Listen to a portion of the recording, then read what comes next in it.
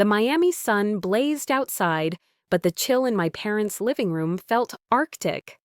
I watched my mother's perfectly manicured fingers trace the rim of her crystal wine glass, her eyes fixed on me with a mixture of disappointment and barely concealed contempt. A musician, Elena? Carlos Rodriguez, my father, emphasized the word like it was a disease. You're throwing away everything we've worked for. I'd heard this speech 1,000 times. As the only daughter of one of Miami's most prominent marketing executives, I was supposed to follow a prescribed path: elite education, corporate success, a marriage that would elevate our family's social standing. Jake was everything they'd never wanted: passionate, artistic, uninterested in the social climbing that defined my parents' world. He's not just a musician, I said, my voice steady. Jake is a professional sound engineer. He has a degree from Berkeley, works with major recording studios, and what? My father interrupted. Earns a fraction of what you do? Lives in a tiny apartment in Wynwood? The judgment was familiar. Every interaction with my parents felt like a performance evaluation, each choice measured against their meticulously crafted expectations. Jake was kind, brilliant, and loved me unconditionally, qualities that seemed to mean nothing in my parents' world of surface-level achievements. We're getting married, I said firmly, and I want you to be part of it. My mother's laugh was sharp, brittle. Be part of what, exactly? A wedding that would be an embarrassment to our entire social circle? The words stung, but I'd grown resilient. Years of corporate negotiations had taught me to maintain composure under pressure. I knew what was coming next: the calculated dismantling of my choices, the strategic undermining of my relationship. He doesn't fit, my father said, his tone final. Not into our family, not into the life we've planned for you. What they didn't realize was that I was no longer the compliant daughter who would bend to their expectations. Jake had shown me a world beyond their narrow definitions of success, a world of passion, authenticity, and genuine connection. Little did they know their attempts to control my life would backfire spectacularly. This was not just a battle about a wedding. This was about reclaiming my narrative, my choices, my future. 2 weeks later, I discovered the true depth of my parents' betrayal. It started with a casual conversation with Jake's boss at Soundwave Studios. A strange tension lingered in his voice when discussing Jake's upcoming projects. Something felt off. That evening, while Jake was in the shower, a notification popped up on his laptop. An email, not meant for his eyes, was from a familiar email address, my father's corporate account. My hands trembled as I read. The email chain revealed a calculated campaign of sabotage. My father had been systematically working to undermine Jake's professional reputation. Detailed messages showed he'd contacted Jake's professional network, subtly implying Jake was unreliable, suggesting he had personal issues that might compromise his work. The most damning evidence was an email to Jake's primary client, a major record label. My father had intimated that Jake's relationship with me might create potential instability in his professional commitments. He'd used his extensive business connections to cast doubt on Jake's integrity. But it didn't stop there. Another email chain involved my mother, reaching out to Jake's family in New Orleans. She'd been spinning a narrative of me as an unstable, gold-digging daughter who would ultimately destroy Jake's life and career. Each word felt like a blade, cutting through the facade of our family's respectable image. This wasn't just disapproval. This was a calculated, systematic attempt to destroy everything Jake and I had built. I remembered all the times they'd claimed to want what was best for me. Their version of best meant control, manipulation, complete subjugation of my desires to their social expectations. Jake walked out of the bathroom, towel around his waist. Everything okay? I looked up, a storm brewing behind my eyes. No, everything was not okay. But it would be, soon. This was war. And for the first time, I was ready to fight back. Not just for myself, but for Jake, for our future, for the truth. Strategy was my profession. As a senior marketing strategist, I dismantled competitive campaigns and rebuilt brand narratives. Now, I would apply those same skills to my most personal project yet. Jake sat across from me in our small Wynwood apartment, a mix of concern and curiosity in his eyes as I laid out my meticulously color-coded research board. "I'm not just going to react," I explained. "I'm going to strategically deconstruct everything they've built." My first step was comprehensive documentation. I created a detailed timeline of my parents' manipulations, collecting every email, recording every conversation. Digital forensics became my new hobby. I used my professional contacts to verify information, tracing the subtle threads of their interference. Aunt Rosa, my father's estranged sister, became an unexpected ally. Years ago, she'd been cast out of the family for marrying outside their social circle. When I reached out, her pain was still raw. "They destroyed my life," she told me during a clandestine coffee meeting. "Your grandfather used his business connections to ensure I was professionally blacklisted. I've waited years for someone to expose their true nature."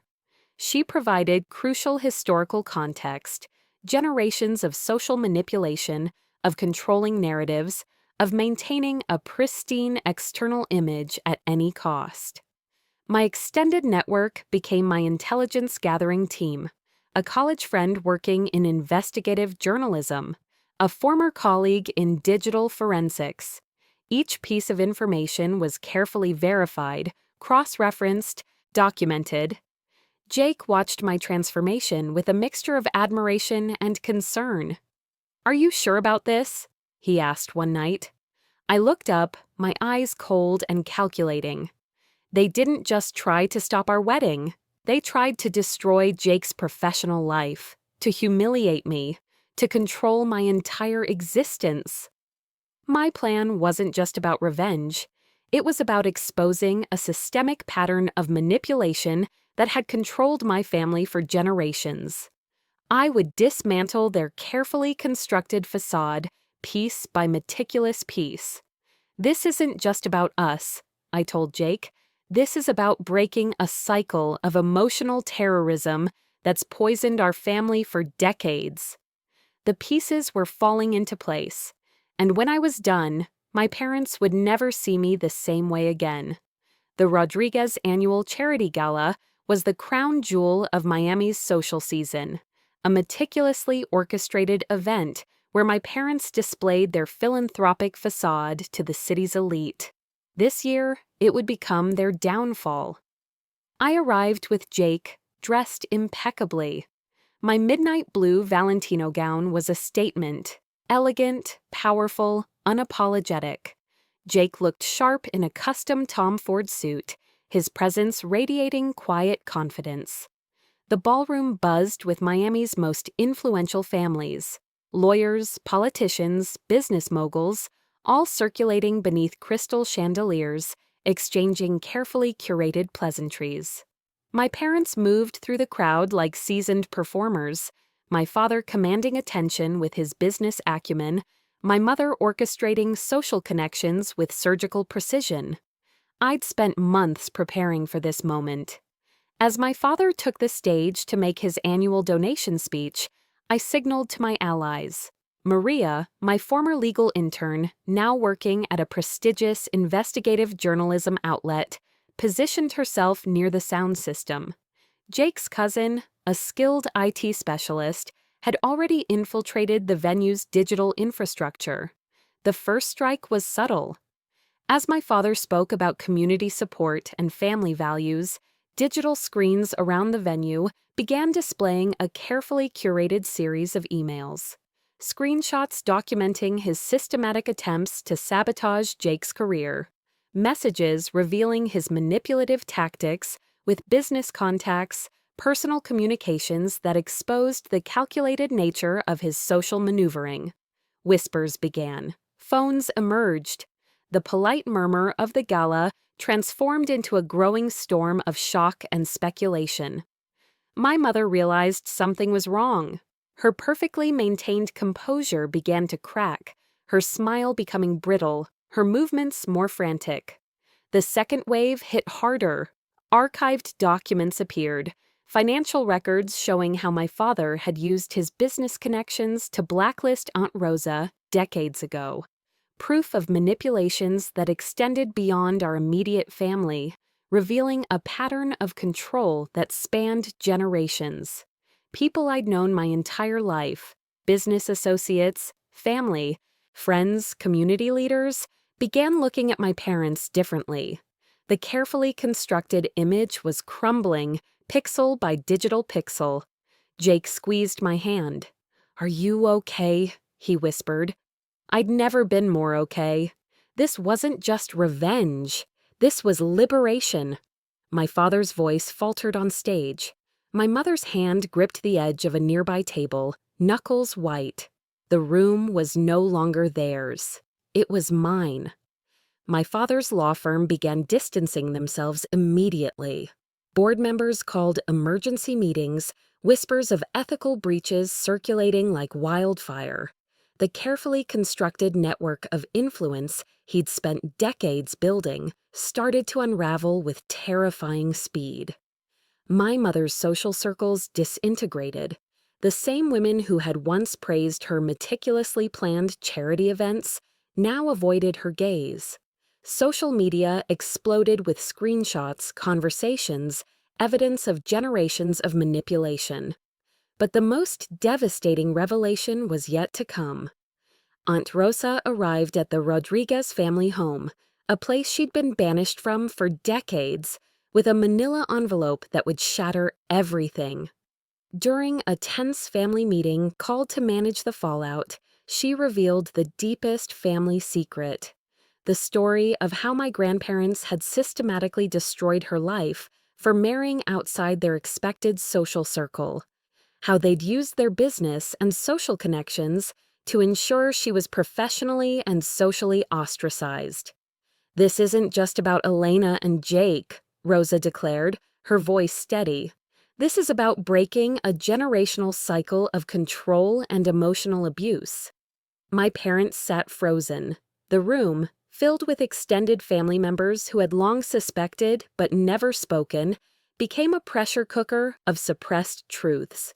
Documents emerged, old letters, intercepted communications that showed a pattern stretching back decades. My father's empire wasn't built on merit, but on strategic manipulation.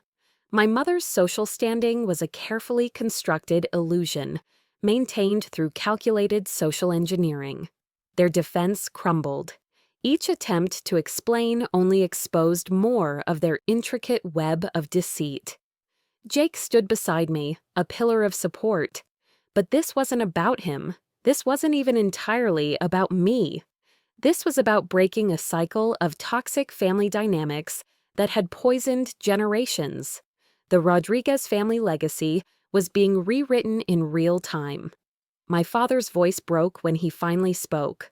"We only wanted what was best for you," he said, the same line he'd used countless times before. But this time it rang hollow. I looked at him, not with anger, but with a strange, profound clarity. "No," I responded quietly. "You only wanted control." The room fell silent. The mask had finally, irrevocably, fallen. 6 months after the gala, life looked dramatically different. My parents had retreated from public life. Their once prestigious law firm had dissolved, client relationships shattered by the exposure of their manipulative tactics. The social network they'd carefully cultivated for decades had disintegrated like a sandcastle against an incoming tide. Jake and I got married in a small ceremony in New Orleans, surrounded by his family and the few relatives who had stood by me. Aunt Rosa walked me down the aisle. a symbolic gesture of healing and reclaimed family connections. But this wasn't a story of pure vindication. It was a journey of understanding. Therapy helped me process the layers of generational trauma. I learned that my parents' behavior was rooted in their own deep-seated insecurities, a desperate attempt to control a world that felt increasingly unpredictable. Their actions were wrong, but they were also wounded. My mother reached out months later. A simple text message, "Can we talk?" Our first meeting was uncomfortable, raw. She didn't ask for forgiveness exactly. Instead, she spoke about her own childhood, about the pressures she'd endured, the expectations that had been forced upon her. "I thought I was protecting you," she said, her voice breaking. I didn't fully forgive her, but I understood her. And in that understanding, there was a kind of liberation. Jake's support never wavered. "This was never about revenge," he told me one night. "It was about breaking a cycle." He was right. By exposing the truth, we'd created space for healing, for our extended family to see the patterns that had controlled them for generations. The Rodriguez family would never be the same. But for the first time, we had a chance to be authentic, to be free. Our wedding, the event they'd once called an embarrassment, became a symbol of something more powerful, a testament to choosing love over control, to breaking chains, not creating new ones.